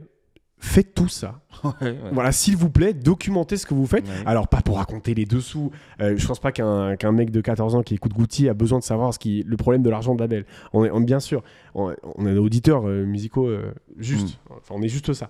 Mais documentez ça, faites des vidéos, les gars. Moi, je veux voir ça. C'est le truc que j'adore. Donc faites-le et propose-le à Goutti. Du coup. Mais c'est aussi dans le truc, parce que même les répètes, on a enregistré tout ça, tu vois. Faut que ça sorte, là. Moi, j'aime trop ça, voir le processus et tout ça, c'est trop important. C'est sortir tout ça. Tu le notes. J'ai entendu. Tu le fais dans le PowerPoint pour le ouais, voilà, c'est ça. C'est ça. La prochaine réunion, je sors ça. On va parler. Donc, déjà, je voulais. Il reste 2 thèmes. Donc, il reste le premier et le dernier. Ok, voilà. Il reste l'après et il reste le constat. Ok. De quoi tu veux parler? Constat. On va terminer par l'après. T'es forte. Le constat, voilà, un petit constat. On a eu des projets belges récemment, on a vu des éclosions, on parle souvent de jeunes ambitieux, par exemple avec Osmo, CRC, qui font un très bon travail. Évidemment. Moi, il m'inspire beaucoup. Bien sûr, bien sûr. Et je pense qu'il nous a tous aussi... Big up à Mano, big up à toute l'équipe, vraiment, c'est... Tout à fait. CRC qui va faire le botanique, notamment. C'est quoi, pour toi maintenant, le constat du rap belge? Comment tu te sens? Est-ce que tu dis, OK, il y a des trucs cool qui sortent, tu découvres plus d'underground? C'est quoi le... en fait, de 2015 à maintenant, enfin, on va pas revenir sur tout, mais comment tu te sens en tant qu'auditeur de rap belge? En fait, dans l'underground qui est un peu notre créneau, moi je trouve qu'il se porte bien, même si je trouve quand même qu'en vérité, ça aussi c'est récemment aussi que je me suis dit, c'est que il y a toujours certains artistes qui ressortent du lot et qui n'ont pas forcément aussi beaucoup de productivité. Parce que ce que je remarque, c'est qu'on peut parler d'un artiste qui est chaud, mais tu remarques en fait durant l'année, il n'a pas sorti beaucoup de choses. Et qu'il a peut-être forcément sorti un projet, mais après, ça tombe vite dans l'eau, tu vois. Donc, il y a aussi ce revers de ce truc où c'est vrai qu'on est vraiment derrière eux, la scène, mais aussi ce truc aussi, il faut y aller, tu vois. Mais après, on revient encore à ce qu'on a dit sur les réalités. Ça fait partie. Le constat, c'est un peu le thème studio, c'est ça. Mais moi, je trouve que dans le côté underground, je découvre toujours des artistes très forts.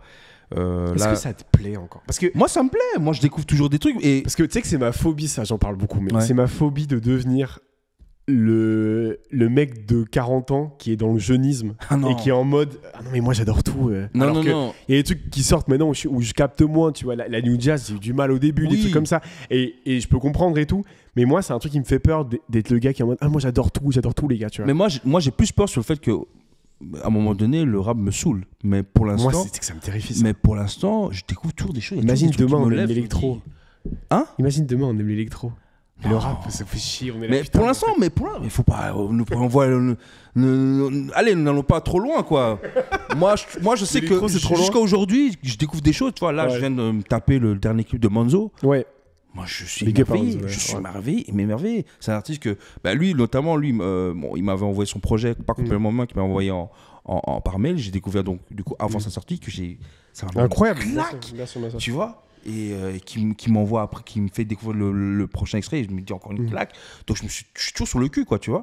Donc moi je trouve que dans l'underground tout se passe bien, c'est juste maintenant il faut dépasser ce plafond de verre, et que peut-être nous, créateurs de contenu, je sais pas si on a cette force là, mais de peut-être en parler, en tout cas ceux qu'on kiffe, mais par contre en termes de ceux qu'on connaît et qui nous représentent à l'échelle internationale, je trouve que c'est un peu moins diminué. Le dernier vraiment projet qui va même vraiment mis bien en réalité, c'est Pitoum Caviar, et c'est avec Limsa, tu vois.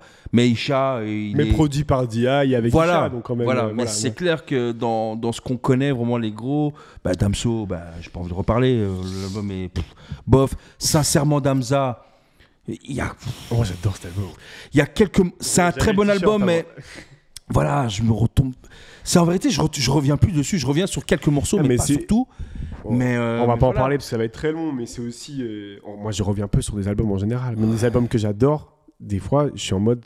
J'écoute pendant un mois et après, je suis. Tu vois, Chrissy, par exemple, Euphoria, qui est un album qui devait sortir depuis longtemps. Moi, j'ai pas aimé Euphoria, par exemple. Moi, j'ai aimé, mais je sais que c'est un Chrissy, qui est déjà de l'époque, tu vois, qui a essayé de mettre à jour, mais je sais que c'est le Crazy de l'époque qu'il a voulu sortir pour clôturer ce chapitre. Par exemple, là, quand il balance Noé et Toumani, je sais que là, c'est le Crazy de maintenant, là. C'est génial. C'est le Crazy de maintenant, là. Les nouveaux sons, maintenant, je les trouve incroyables. Moi, je pense que c'est ça qui m'a soulevé sur Euphoria. C'était là en mode, on est plus en 2016. C'est ça. Moi, je pense que c'est ça, mais moi, il faut savoir que Crazy aussi, c'est l'un de mes artistes. Si on prend dans mon listing de rap belge, c'est le tout en haut. D'ailleurs, c'est quelqu'un que je respecte énormément aussi. Moi, ce qui sort avant Euphoria, je suis conquis, je suis très conquis. Tu vois, et moi, Orpheus, je le reprends, je le kiffe, tu vois, mais je ressens après l'écoute que, c'est vraiment le Chrissy d'avant. Mais là, ce qui balance là maintenant sur Noé Toumani, c'est incroyable. Prod de Golden Boy. C'est ça maintenant. C'est ça qui arrive, ça va être le feu. Même de Scarbeck à l'Olympia. C'est magnifique. Les prods et tout, il est trop fort. Donc voilà, tu vois. Donc c'est un excellent rapport. Donc je trouve que oui, dans nos grosses têtes là, il y a quand même une petite diminution. Donc je me dis qu'il serait grand temps qu'il y ait une nouvelle vague. Mais j'imagine. Ouais. Ouais. Et peut-être qu'elle porte le nom de Godson, peut-être qu'elle porte le nom de CRC, peut-être qu'elle porte le nom de... Tu dis des très bons noms. On peut dire d'autres noms. Tu dis des très bons noms. Et je pense... Crime, Goutti, on peut tous les citer, bien sûr. Parce que tu vois, il y a une connexion, les gars. Tous les noms qu'il a dit, en fait, ce sont ces artistes-là. Pour moi, Godson, c'est... C'est lui. Mais j'ai l'impression qu'il met trop la pression. Tu vois, par exemple, Drake, il avait... On ne devait pas parler de ce mec. Je l'ai même pas cité. Il avait souvent ce slogan « Leader of a New School ». Oui, ok. Ah ben moi, Godson, pour moi, c'est lui qui a ce slogan-là. Tu vois? Ouais, bien sûr. Et c'est juste trop se transformer l'essai, tu vois. Je sais pas s'il y a des... Je sais pas s'il y a eu des signatures entre-temps, je sais pas. Voilà, je me dis... En tout cas, je me dis... Je pense pas qu'il y en ait. En tout cas, si tu me demandes mon avis sur Godson, je pense qu'en Belgique, pour moi, il a fait... Là, en 2023, il a rempli le Wittlof, il a fait le muséum qui était incroyable, il a fait des premières parties à gauche et à droite. Là, maintenant, je pense que... Voilà, son passage sur la nouvelle école, évidemment, là, il est grand temps qu'il va qui va se taper avec les grands, en fait. Tu vois? Je dis pas que la Belgique, c'est fini, c'est la base, mais non, va te taper avec les grands, en fait. Tu vois? Réel. Voilà. Pour moi, c'est lui. Pour moi, c'est lui, tu vois. Après, il y en a d'autres. On en a déjà vu un des... Alors, je le souhaite à Godson, et je le souhaite à tous, d'ailleurs. Mais on a déjà vu des c'est lui, et puis c'est plus lui du tout. On en a vu des rappeurs monter, puis baisser d'un coup. Mais je trouve que... je vois ce que tu veux dire. Après, il y avait eu le Covid. Parce que, tu vois, moi, je trouve que quand même, on est très méchant. On va citer les blazes. Tu vois, que ce soit Frénétique, Goutti, Gecko, Frénétique, je crois que c'est le plus gros exemple. Tous ces gens-là, s'il n'y avait pas le Covid... Pour moi, ils auraient suivi cette nouvelle vague, même si j'aime plus trop ce truc. Ça aurait continué, en fait, cette épopée sur le rap belge. Les trois blasts que tu as cités, ils sont hyper pertinents. Parce que Frénétique, il a eu son album Fou. Avec Jul et tout ça. Par exemple, Gecko, pour moi, c'était... Un bête de performeur. Tu t'imagines sans le Covid? Mais frère. Pour moi, Gecko, c'était lui. Pour moi, quand j'avais découvert Fendi, j'ai dit en mode... Il n'y a pas mieux en Belgique là. Pour l'instant, c'est lui. En plus, mais il s'est passé ce qui s'est passé avec son label aussi. Voilà, ça c'est après, ce qui s'est passé. Mais hormis cela, moi je pense que s'il n'y avait pas le Covid, il y aurait eu quelque chose, tu vois. Bien sûr, Frénétique. Même à Goutti, tu vois. Mais d'ailleurs, Frénétique sort son meilleur projet pour moi pendant le Covid. Il sort Brouillon. C'est le nom du podcast. Mais il sort Brouillon, qui est pour moi son meilleur projet. Non, moi je pense qu'il y avait ça, même Goutti, qui même il explique dans ses interviews que sur le fait que il y a un peu tout le monde qui le sauce, tu vois. Et qu'il y a le Covid qui tombe et qu'il sort son projet Newsted pendant le Covid, bon, ça diminue un peu, mais même s'il a son gros tube, Diego Armando qui pète de ouf, tu vois, mais c'est clair que cette génération-là, c'est le Covid. Là, maintenant, il y a plus ou moins plus de crise sanitaire, je l'espère. Il y a d'autres trucs, des guerres, par exemple. Des guerres, oui. Il y a plus de... C'est clair que c'est pas évident, mais si on reste dans le musical, là, maintenant, c'est juste... Faut le faire. Et je pense que il y a les artistes aussi, mais il y a aussi nous, toi, moi, les médias. Il y a un coup à jouer sur le fait qu'il faut qu'on mette en avant nos artistes. C'est bien de parler des Français, c'est bien de parler des Suisses, c'est bien de parler de la francophonie, même en général. On est des passionnés.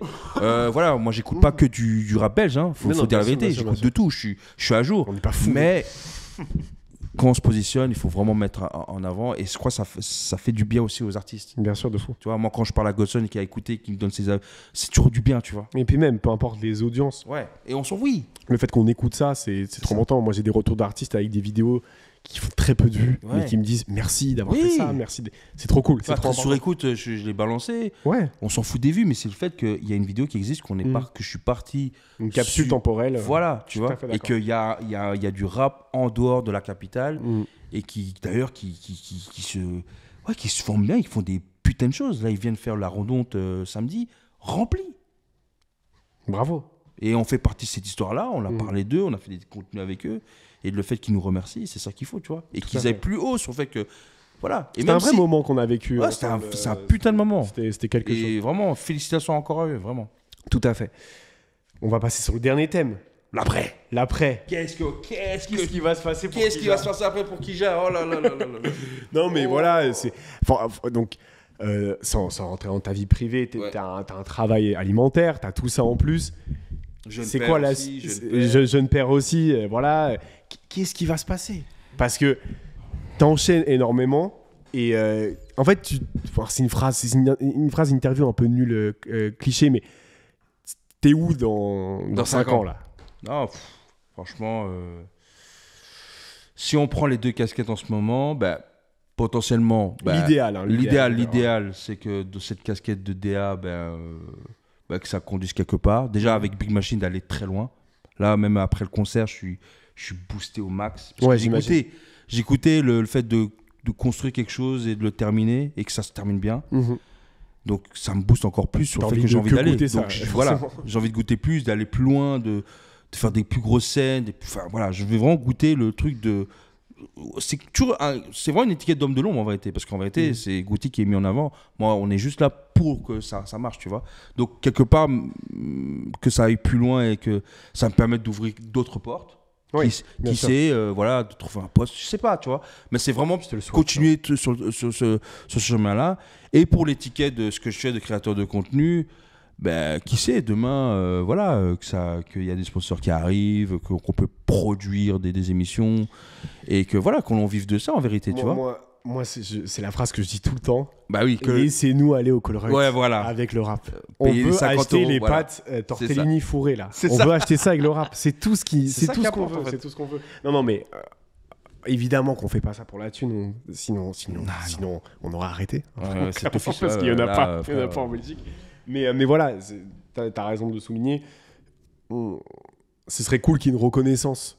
Il y en a au niveau des auditeurs et des auditrices et des viewers. Il y a un truc on nous parle de plus en plus, on te parle, j'imagine, beaucoup plus. On te dit, bravo pour ce que tu fais, les remerciements des artistes, tout ça, c'est trop cool.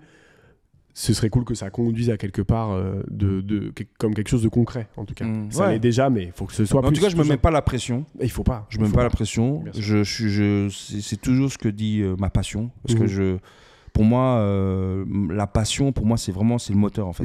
C'est vraiment de se dire, ah putain, j'ai envie de faire ce truc-là, je le fais, tu vois. Et c'est ça, et je me dis que c'est là où va m'amener ma passion, en fait. Si ça m'amène dans un bureau tranquille ou... soit dans un bureau... Qui sait, tu vois. En tout cas, avoir cette expérience-là, tu vois. Ouais, bien sûr, qui sait, peut-être même pas travailler dans un label, mais peut-être créer mon propre label, tu vois. Bien sûr. Toi, créer, je sais pas, un bureau de consultant. Je vois déjà un maire. J'ai beaucoup d'idées. Bon, je vais aussi garder mes idées aussi. Faut toujours garder des idées, mais en tout cas, voilà. En tout cas, ça m'amène quelque part, parce que ça me plaît bien, et voilà. Et je sais que, voilà...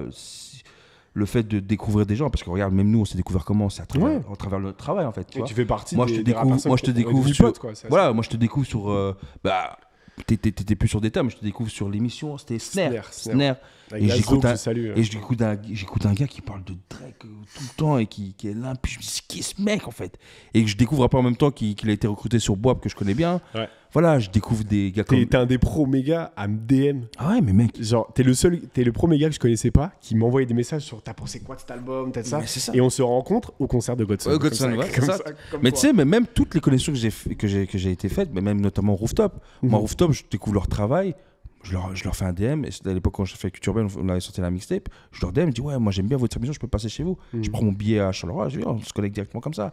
Big up à Rooftop. Ouais, big up, ça c'est les frérots. Tu vois, même les gars de Fax Web Show, tu vois, Fax, non, c'est l'ancien nom, c'est Fax.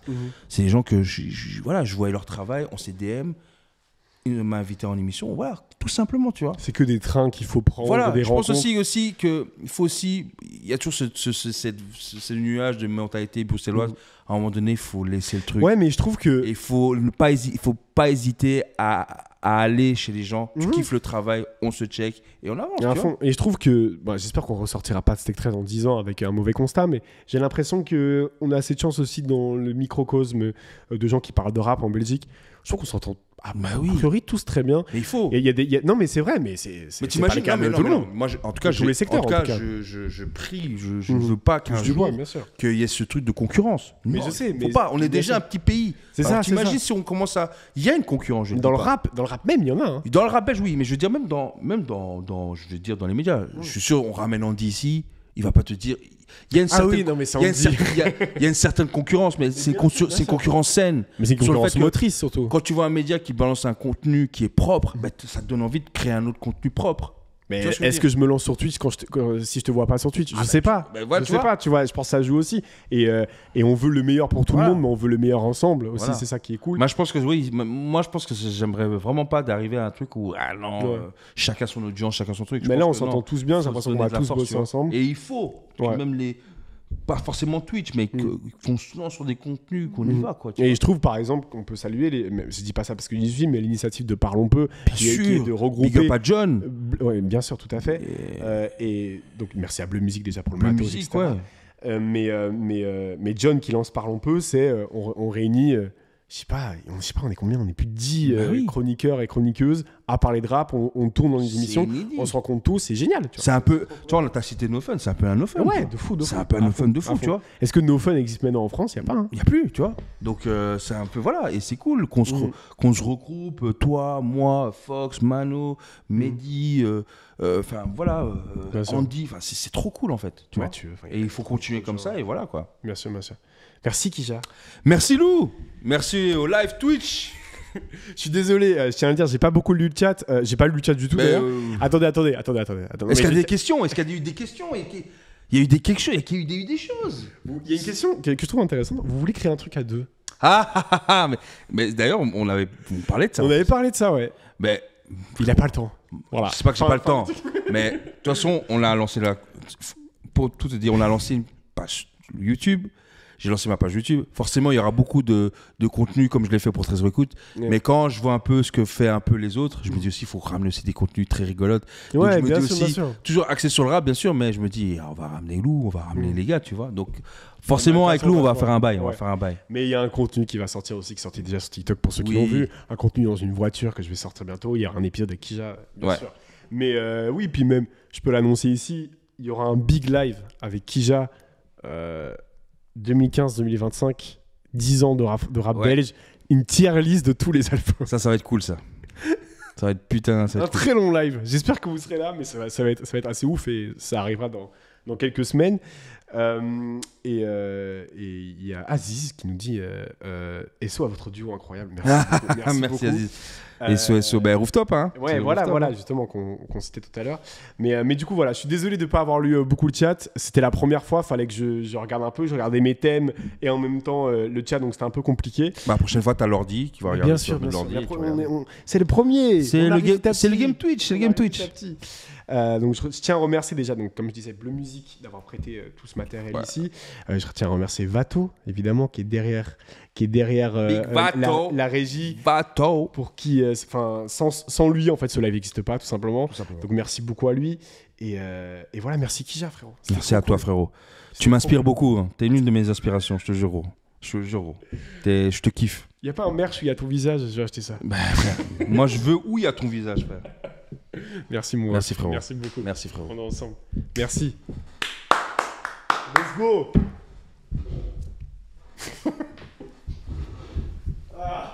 Ça, c'était cool, hein.